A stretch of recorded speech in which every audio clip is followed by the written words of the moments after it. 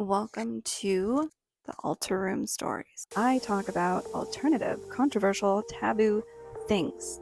I have a podcast called The Christian Mystic, where I talk about more the spiritual side of things. I incorporate my alternative thoughts and perspectives, but I am a Christian mystic, which is very taboo and controversial in the church. I grew up in the church. I grew up in a very respectable home, grew up in Silicon Valley. My whole demographics, let's just say, can be a bit judgy on several occasions. But honestly, it just stems from a need to know basis. So because they don't really know much about these taboo things, they continue to remain taboo to them because they don't care to bring themselves down to the level of trying to understand something that they were raised and taught was controversial. I, however, learned a lot of humility. God spanked the shit out of me over a decade ago, and I am a transformed woman, full of empathy, sympathy, and understanding, and enlightenment. So I talk about controversial, taboo things from my perspective. I'm used to being judged, but I've never been more happy and successful in my life. So clearly, something I'm doing is 100% on point. I hope you're vastly entertained in this video, and I hope you mosey on around to check out the others. Not every topic will apply to what your interests are, but that's the beauty of it. I touch on various topics. As long as it's controversial and taboo to women from good society, then you know Shauna K is going to be on it. I'm a pretty awesome person. So welcome. In this video, I'll be introducing a new series called the Altar Room Stories. So really, what these series of videos will be about is just me chit-chatting with you in my altar room. What is my altar room? It is my safe space in my home where I feel the most comfortable, where I come to relax, where I come to be refueled, feel better, read a book, get away from the kids, take some herbs, take some medicine, listen to music, listen to my records, you name it. I'll do some yoga in here. I'll lay on the couch. I hear the fountain going. I read a book. I already said that. So really, an altar room could be anything you make it.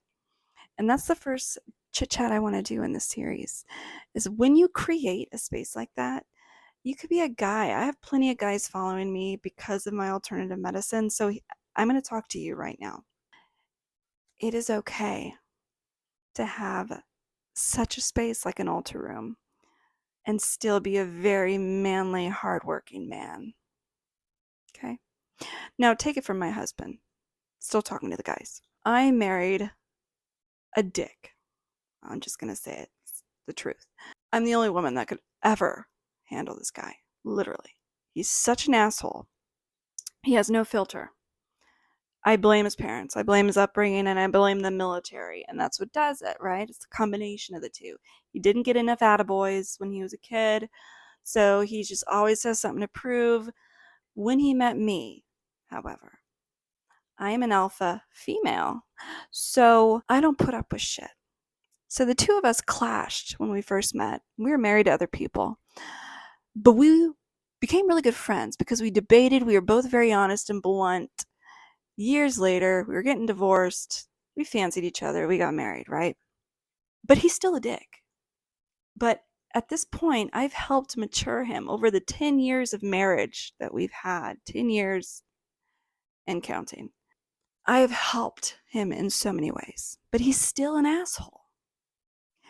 And even he has an altar room. See, you didn't think I was going to get to my point. This manly man, alpha prick veteran, who's like the type of veteran that will scream at people from his porch and shut down, shut up over there, whatever stupid boomers do these days. He will be like that Clint Eastwood movie where he was on the porch and he was like cursing these kids. I don't even watch the movie, but it looked like it was good. But yes, even that guy has an altar room. He doesn't call it an altar room. He calls it a garage, but it's still a room where he feels like he can refresh, rejuvenate, get back to filling his cup, right? Twist some tools around, grind shit with his grinder, saw something, kick the shit out of Bob, whatever he needs to do. That's his safe space. So this video applies to you too. It is so important to have a space in your home where you feel like that's safe. And I'm not one of those safe space for everybody. Where's my safe space? I'm going to freaking have a heart attack if I don't go to my safe room. I'm not that kind of person. But they have a point. It is important to many people to have a place where they could feel safe. But aside from the safe, it's not just about being safe. It's about feeling comfortable. That's what we need to focus on. So, where do you go to feel comfortable or chill out? Like if you're angry and you're fuming, where do you go to stop fuming? That's my altar room. And we call it an altar room because traditionally, an altar is a space where you approach with humility. You approach it, and that immediately kind of calms you, right? Because you're going into a room, an area where you really have to do some self-reflecting. And you have a lot of respect for whatever you hold dearly. And usually it's a greater power, right? So for me, the altar room really has all of my powerful things in my life that I've accumulated throughout my travels around the world, oils and medicine and herbs and teas and fine music, books, all those things that really hold a lot of energy. So that's why you really need to be careful what you put in it. But they all have to center around things that help strengthen you and calm you.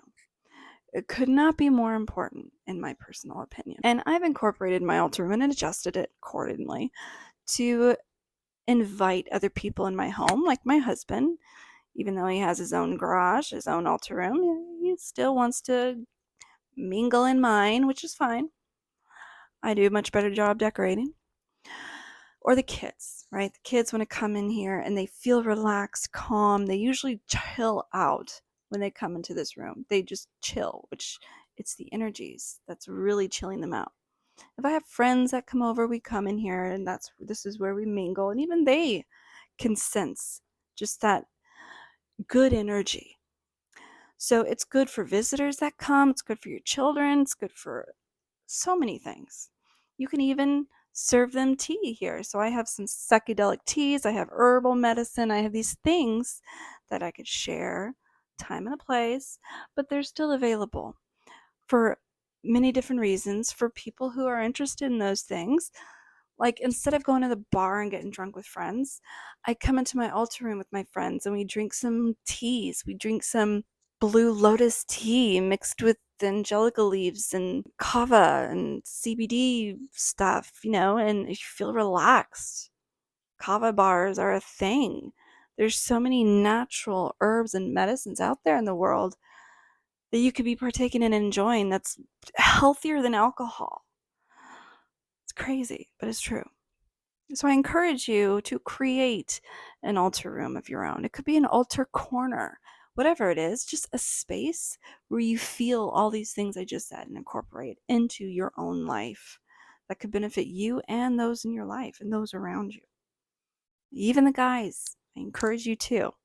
In fact, leave a comment if you have one or that you plan on having one. I want to hear from the guys. I think it's important that men form these places. And I speak to the manly men, the men that really don't fancy these kind of videos that I do, but just put up with it because they like my kratom content. To you, I say thank you. But these can also benefit you as well. So give it a shot. It might help chill you out a little bit. It might help you tap into your femininity a little bit, which we all need. We all need a little bit of both. Doesn't mean you're not a man, but I think it's healthy. So there, I kept it short and sweet for you all. Again, this is a new little series of little chit chats, altar room chit chats. I'll figure it out what I'm going to name it, but it'll be fun.